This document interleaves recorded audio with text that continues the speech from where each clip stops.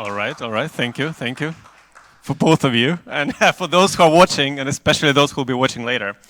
Today we'll be talking quite a bit of VR, decentralization, and also problems of centralization of games and generally virtual living. My name is Artur Sychov. I've been doing Somnium and virtual reality with blockchain for a lot of years already, since 2017.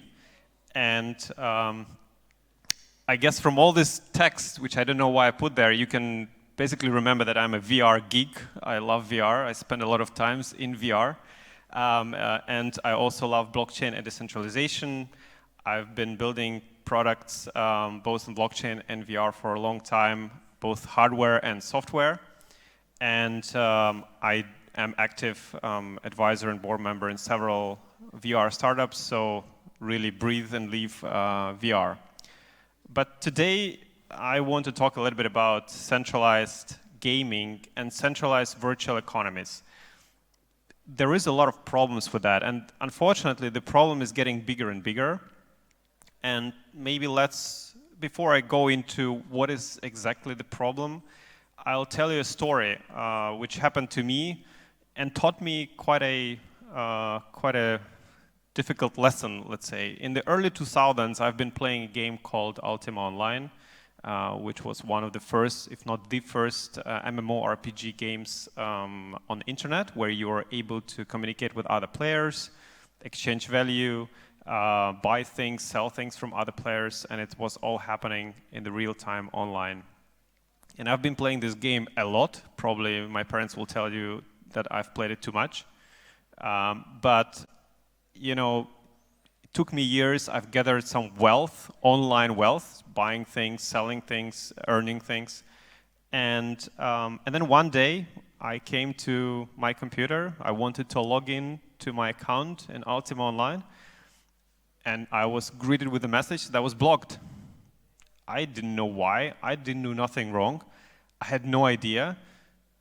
And then I started, of course, writing to the administrators, so the owners of those servers, asking what's going on.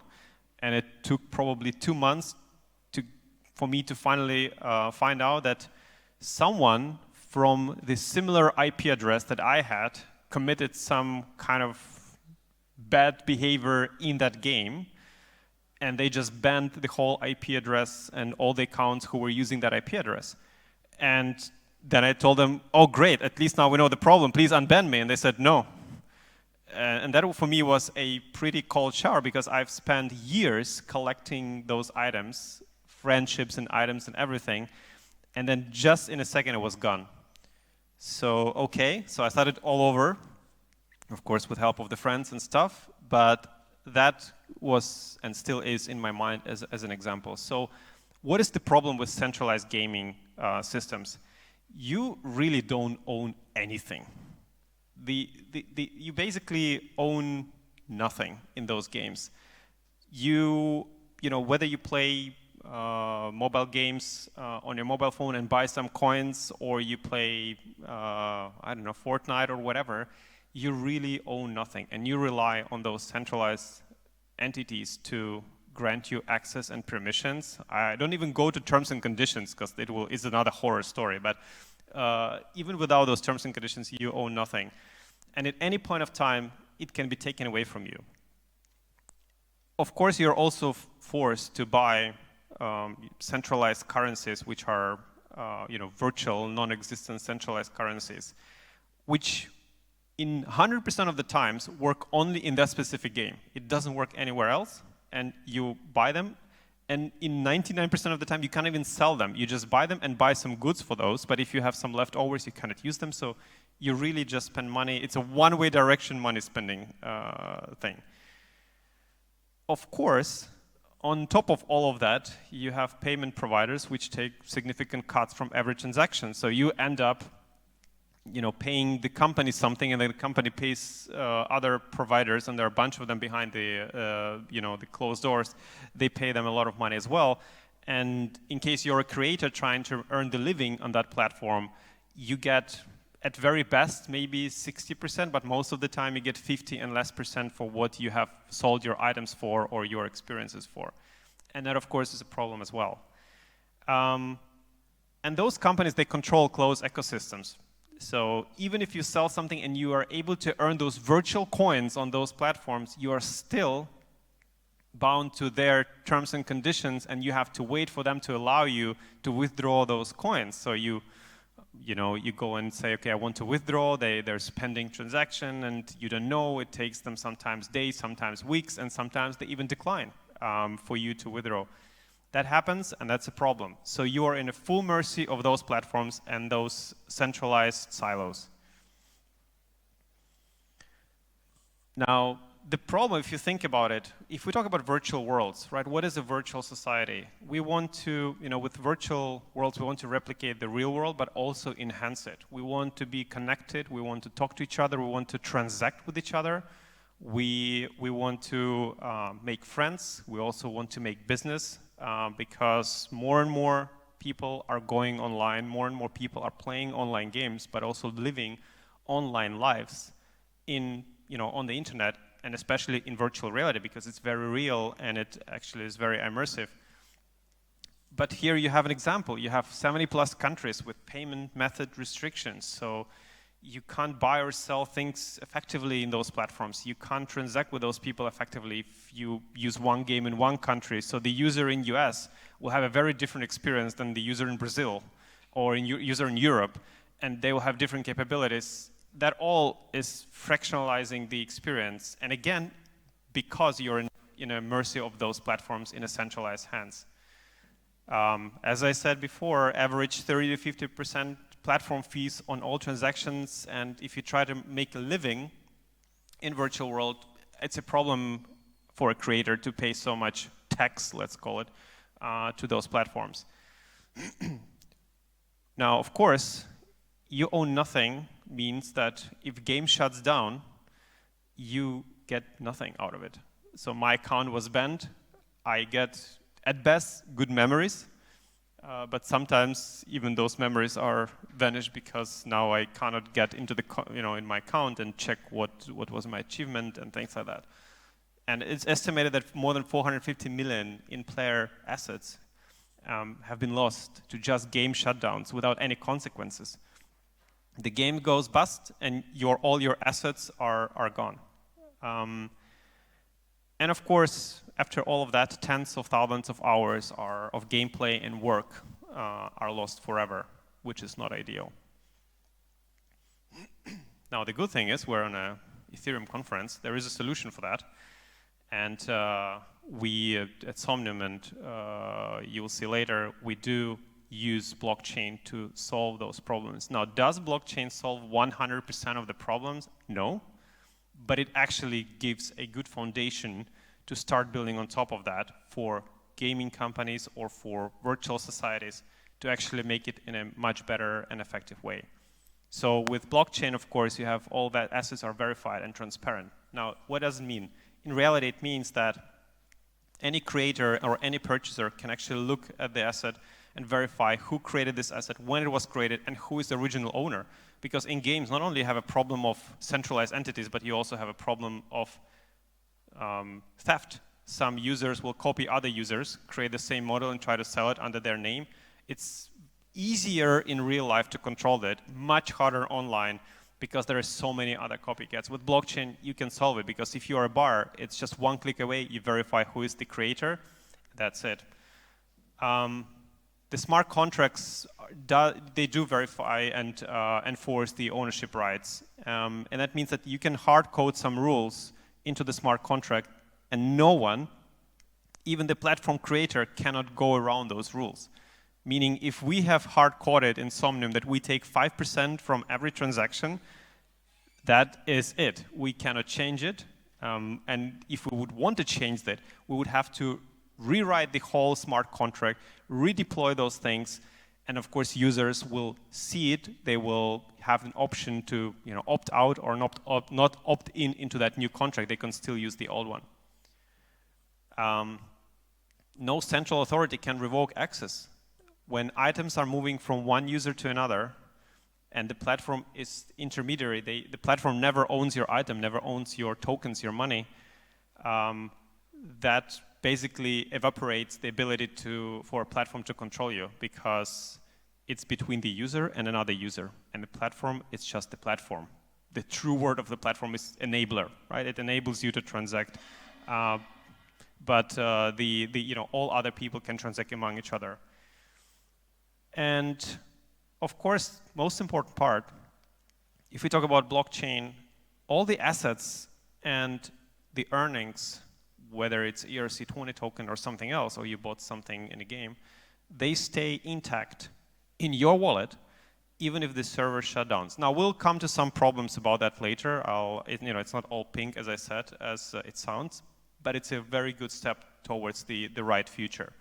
So blockchain solves a lot of those problems, and it allows for a platform to build a really solid foundation. Now, this is the live example video we've recorded. Again, everything you'll see is live recorded in VR. It's not CGI, it's basically people doing it. And it's an example of how people can transact in VR in real time using blockchain without taking off the headset, confirming some transactions. We have developed the smart contract, and we have developed this system which allows people to control every step of the way by themselves without relying on Somnium, but still stay in VR and do it natively and do it fast.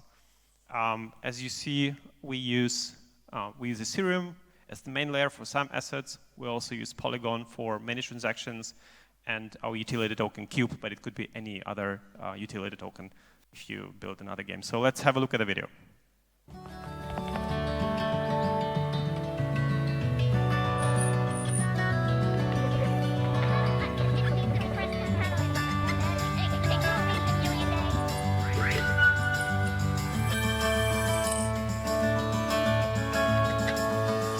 Every tip you see is the real transaction on Polygon happening in real time.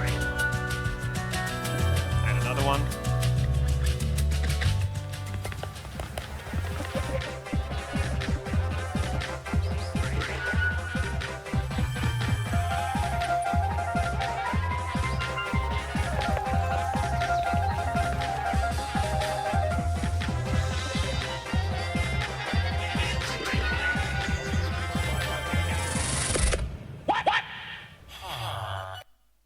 So yeah, some magic is not real magic, but you get the point. So it's quite a game changer for creators, because again, you as a musician, we have a lot of concerts in VR, we have a lot of shows and meetups and things like that, and there are a lot of creators who, for example, sing and play guitar. Right now, in many games, they don't even have ability to get tipped, but even if they do, they're again bound to centralized system where they have to wait weeks for their money. They have to pay 50% for the card, and they are not in control at any given point of time, which is a problem. In this example, which I just showed you, transaction on average happens within 3 to 7 seconds, and it's instant, and it's between me, who tips the person, and the person who I'm tipping, so the performer. And there's another transaction which goes to platform, which is inbuilt in our smart contract, which goes to Somnium Space as the 5% fee. And it's all transparent. The moment transaction finished, it opens up in your browser automatically. You're still in VR, you don't see it, but all the receipts are right there in front of you. And of course, you can go back and check everything before. So you are in a full control of that experience. So this is just an example of the transaction. Very important thing to understand, cubes never touch our wallet. We don't own your cubes. You directly transact with another person. Platform takes only 5%, not 50%. Users have full control of their funds. And of course, transaction is presented instantly after its completion. Very important for transparency. Now, there's good things, but there are also bad things. The good things are players have a choice, and we'll get to that. That will be one of the last slides. Players have a real choice, and that's the most important part I want you to remember from this talk. Of course, the centralized ledger and transparency, you know who is transacting. You can, of course, check how often that user is transacting, who he is transacting with. All of that is publicly available information. We, as the platform, cannot hide it. User or a bad actor, if he wants to be a bad actor, he cannot hide it. Very transparent, and it's needed, online especially. It's fully user-controlled value flow, so one user to another. Programmable economy, so with our SDK, or with any SDK, people can program the behaviors. You can build a game inside the world and benefit users from reaching certain levels programmatically. You can use, SDK, the C# and the blockchain and the tools we provide, or also tools available freely to do that. And potential for interoperability. It's interesting part because one asset you purchase in Somnium with blockchain, with the help of blockchain, could actually potentially be recognized by another platform and be used in another platform, which is a very big concept. We try work with other platform to reach that level. It's very hard because different technologies on a front-end layer are different, but it's possible in the future. But now there are some negatives and current limitations. Centralized infrastructure dependencies. We're still dependent in Somnium on some level on some centralized servers. Now we're making active steps to get rid of that. So all blockchain tokens are, and items are stored on IPFS. So we try to decentralize as much as we can, but still the network layer where you talk to other users is still dependent on some centralized servers, and it will take some time to get there. As I said, difficulty in interoperability, as lovely as it sounds, to be able to buy, I don't know, a guitar here and then use it in another game. It will be possible, for sure, but it's not possible right now in a seamless way. So platforms have to work together to make that happen. Clunky and unfamiliar user experience. That, I think, one of the biggest ones, because right now, if you want to onboard a non-blockchain user to a blockchain ecosystem and say, hey, you just connect your wallet here, for us, it's probably a 5-second adventure. You just go to Somnium Space account, connect your wallet, you're done. But for the person who doesn't know how to deal with that, it's a challenge. And the way how we try to mitigate it is to make UIs great as possible and as easy to use as possible for onboarding to be simple, because people are still not familiar with this. And as much as we work hard, it's still a barrier. And of course, speed and scalability issues. Polygon is great, hi Sandeep, but it still presents some sort of challenge. You have certain, if you'll get 1,000 users, that's fine. But if you'll get 10,000 users transacting at the same time, for example, on the main square in Somnium, they try to tip someone and there will be 500 people doing it at the same second, there will be backlog, and the transaction suddenly will go from 3 seconds to probably 25 seconds, right? Maybe a minute at those highest level transactions. And that can cause a problem because you don't want to wait a minute to tip someone. You want to do it right now in VR immediately. But that is, it's something that's being worked on, and I think Polygon has improved tremendously, and even Ethereum has improved on the main layer tremendously. So as I wrote here, it's totally doable. You can do it. It's just you need to have a will. Not every platform will have a will. Why? Because decentralization in general puts a big positive pressure on platforms. And when I say positive pressure, is something to remember. Because now suddenly, if the platform is decentralized and users control their money and users control their flow and items, suddenly you have a choice as the user. You don't need to stay on Somnium Space if you don't like Somnium Space. What if Artur said something wrong to you or tipped you only 1 cube and you wanted 10? You said, bye-bye, Artur, I'm leaving the platform. And suddenly you can go and sell your items somewhere on the open platforms like OpenSea or Rarible or whatever, up to your choice. You don't need to even do it on our marketplace. And you're gone. And you recouped all your value. So when players get choice, suddenly the platforms are now competing by offering great services and not by locking people up in their ecosystem. Because right now, if I would guess, I would say platforms, if in their board meetings, they think about, those platforms which they have users, they think about, okay, 70% of the time, how can we lock people in so that they never leave our ecosystem? And then 30% of the time, they think about, okay, how can we make our experience better? It's my guess, but I would say maybe it's even more than 70-30. Now, users never rely on payouts and they never wait for payouts. The payout is instant. It's between the user to user, which is great. Platforms cannot be walled garden anymore. Reputation becomes something more important than control.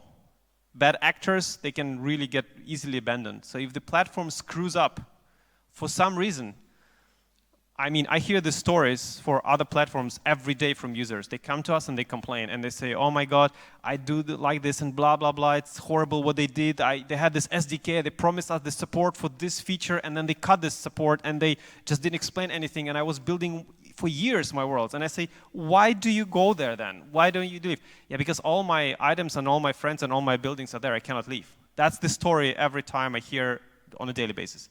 And with a decentralized economy, with the users being in control, platforms cannot do it anymore. And that is a challenge. That's why you won't see platforms rushing into this, things what we are doing or trying to do that fast, because the uphill battle to get those users and to keep those users is very, very difficult. Trust me, I know what I'm talking about. And of course, developers and creators, they retain ownership of their work and income streams. This is very important because there are artists who are spending thousands of hours to build worlds, avatars, wearables, whatever, and then suddenly they own nothing in the end and the platform just kicks them out. That's not fair. That's not how the way should be. It's not how it is in real life.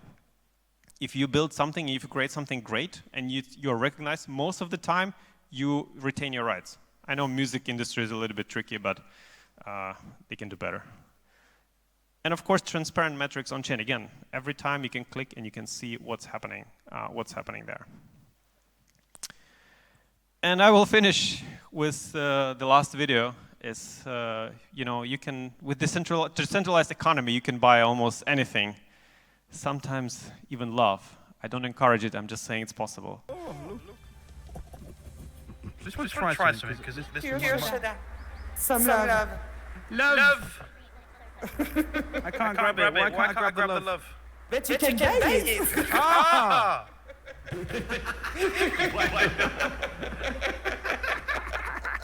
Okay, this is golden.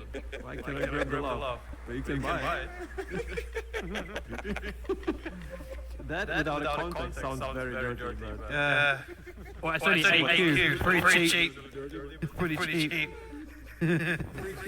Yeah, listen. It's an emerging economy, okay? I just want to say that, like, people do what they gotta do.